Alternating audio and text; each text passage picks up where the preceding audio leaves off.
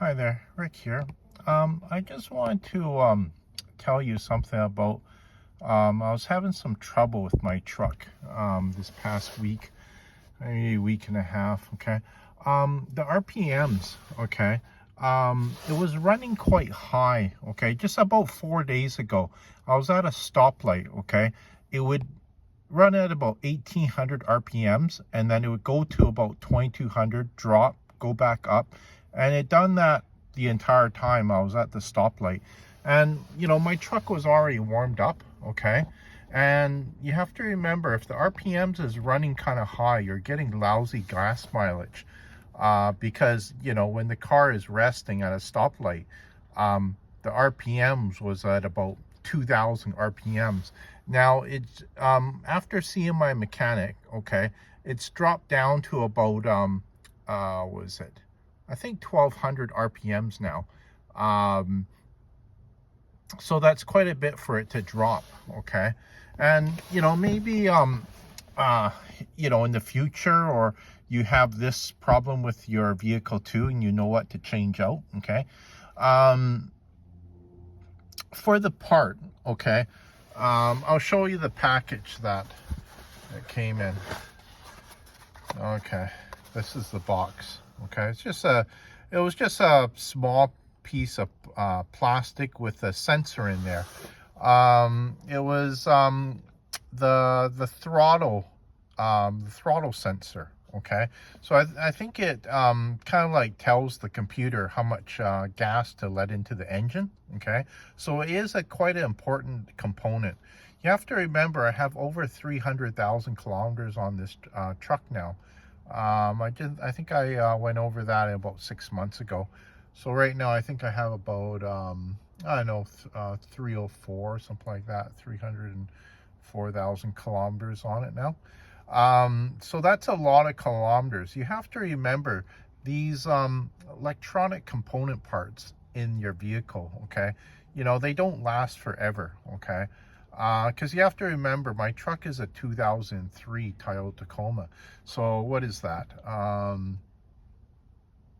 2003, 20.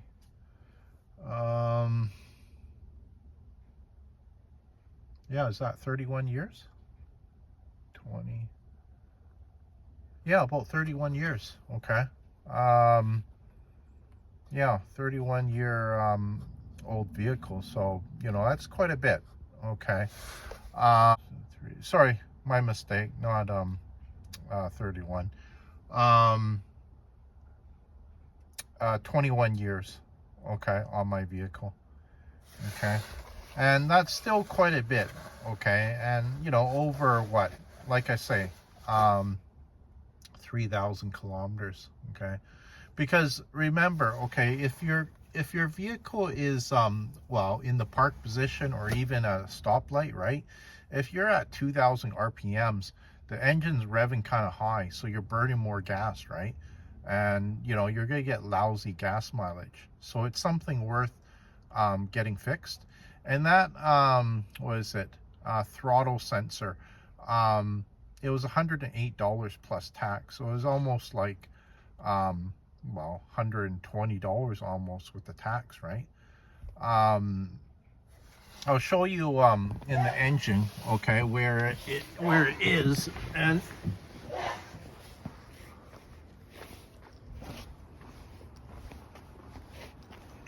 so my mechanic had to take this off, right? This off, okay?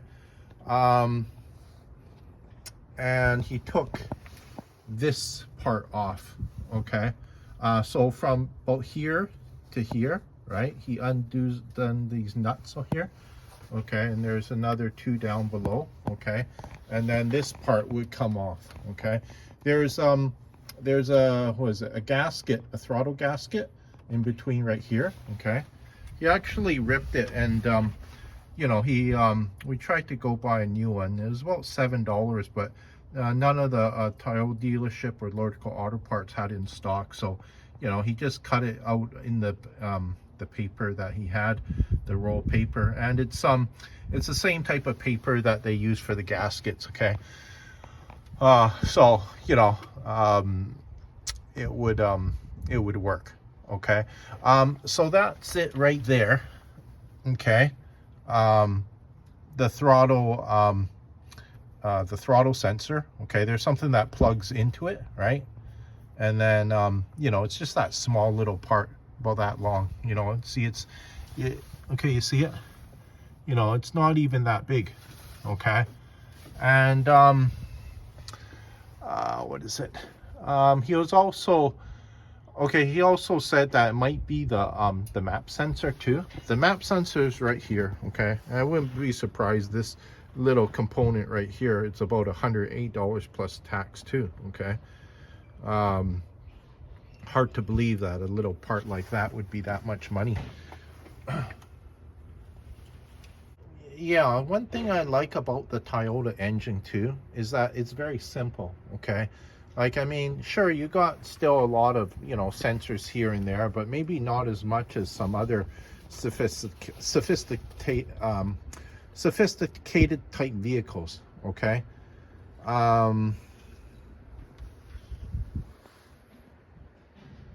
and when I was looking, well, for a vehicle too, right?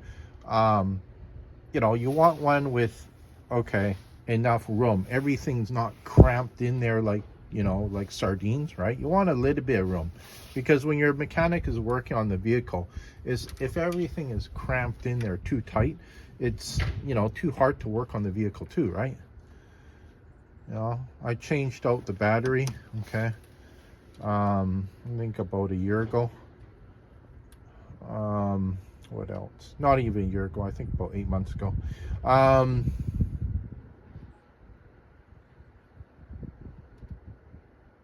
So if that doesn't solve the problem, okay, the throttle sensor, I think I might, get my mechanic to change out the map sensor.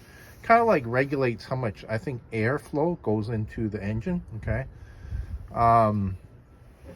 But I just felt that, okay, 21 years is a long time for electronic component to last, right? And I wouldn't be surprised that that electronic sensor, okay, it just didn't work properly anymore. Okay, or it was struggling to work. Okay, so it's a good idea to change it out. Okay.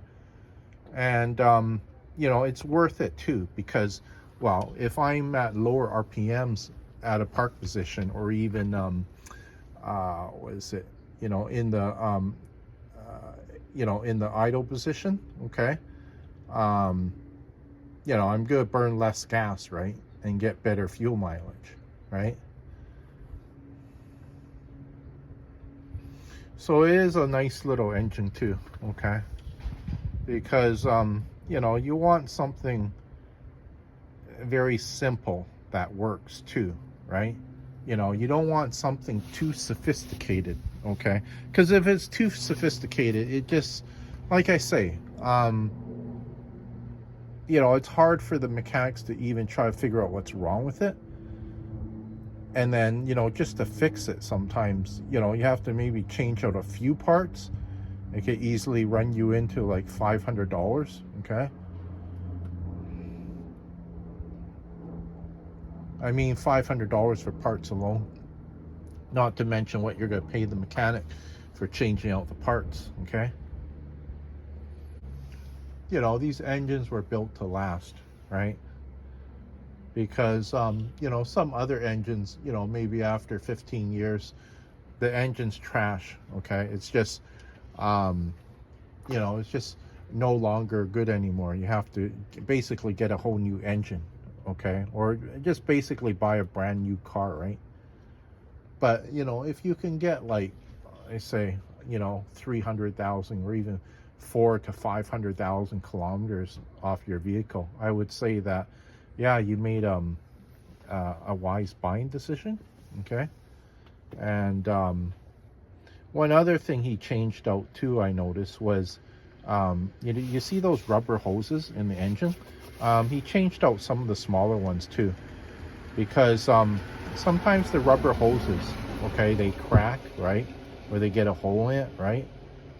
and the engine is not going to work at top performance if it's got a crack in there too, right? It's why sometimes you have to change out these hoses, right? And it's not, was I was going to say, super complicated, right? You just have to find the right diameter of hose, and these are what, little clips here that clip it onto another, metal piece, or goes into, something else, right? And, they're not that long too, right? So even the, what is it? The do-it-yourself type of mechanic could do it on their own, okay? Because, some of the hybrid vehicles, or even the EV vehicles, they're so sophisticated that, you can't bring it to, a lot of mechanics. It almost has to go to the dealership. And then, that the dealership, they charge like, what is it? A fortune to get the work done. I think the shop rate is almost like, at some of the dealerships, about, $180 to $250 an hour, right? Because I knew this one Volkswagen